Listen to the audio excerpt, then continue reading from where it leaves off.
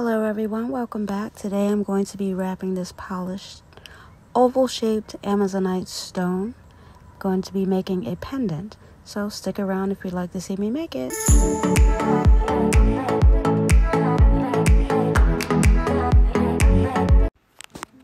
Here are the wires that we'll be using, as well as beads. And let's go ahead and measure the stone. Then cut our wire.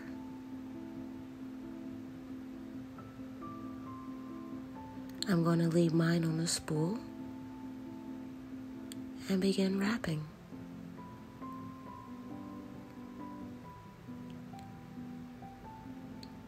Leaving 1/2 inch on both sides. Here's a close-up of the wrap.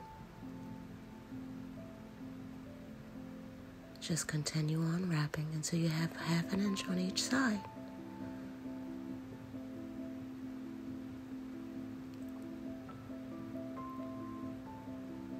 Once around both wires, then wrap 10 times around only the 16 gauge wire. It's fairly simple.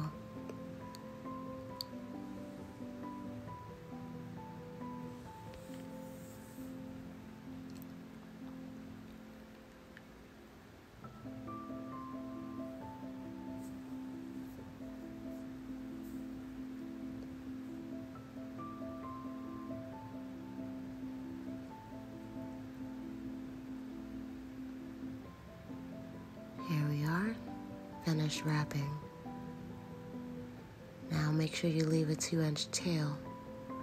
I'm going to align all the wires and wrap the 22 gauge a few times around one of them. And let's go ahead and realign all of the wires.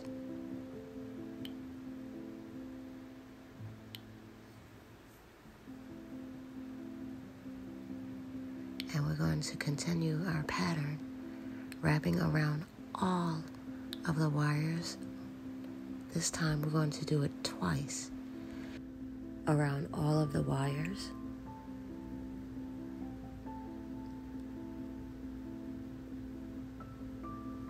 Then we're going to line up those 2 wraps with the single wrap that we did previously. Let's continue wrapping only the bottom wire until your wraps meet up, align with the single wrap that we did with the beads. Sounds a bit complicated, but I'll show you. I'm not even counting the revolutions. I'm just wrapping until the wires align.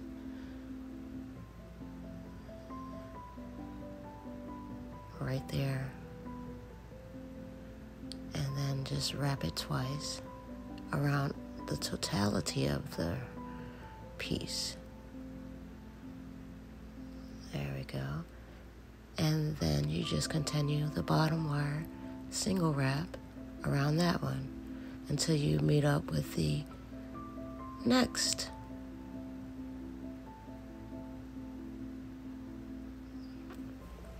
And here's a close-up of how it should look. And just continue wrapping the bottom wire. I guess it's about 8 to 10 times, and then 2 around each of them. After completing that pattern, this is how it should look. And also notice that I have not cut the tail yet, and I still have the 22 gauge wire connected. Now I just start to shape the frame around the stone. After I shape the wire, I bend it down to complete the bail. This is the back of the frame. And now I am going to go ahead and finish that tail that I left out earlier.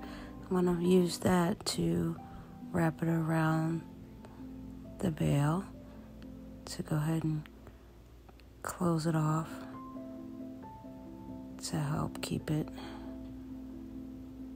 in place. And then I'll place the stone in there. Generally, I'll place the stone and then do the bail, but the stone is heavy. It's not a cabochon, so I'm going to need a lot of backing to help secure the stone.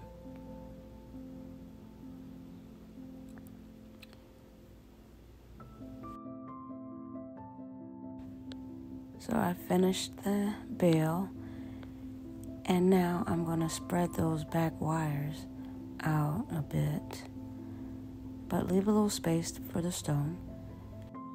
And let's put the stone back inside there.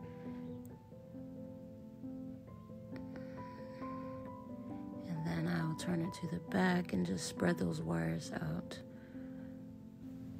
Next, I'll just trim these ends. And I'll just round them like this. And next, I will put the stone back inside. Still have a little snug fit, which is good. And my stone is held in place. I then use one of the back wires, the middle one here, and I folded it toward the front, straight across the frame here to help me hold my stone because it's quite heavy. And I just left these other wires straight across the back here.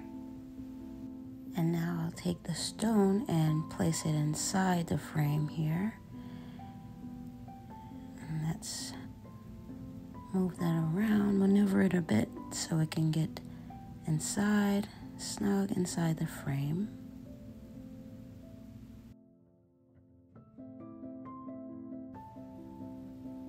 Next, I will take some weaving wire and secure those loops to the frame to help keep the stone inside the frame.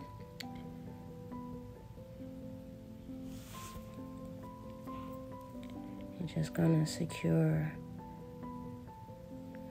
through there, through each of the hoops, each one securing the wire to the frame.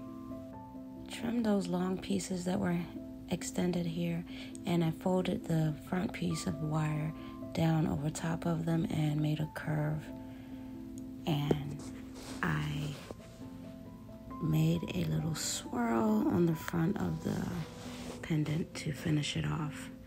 I also did an alternate version, which I didn't really particularly care for, so I ended up with the swirl instead. So here we have it. Thanks for joining me again, and hope to see you again soon. Bye-bye for now.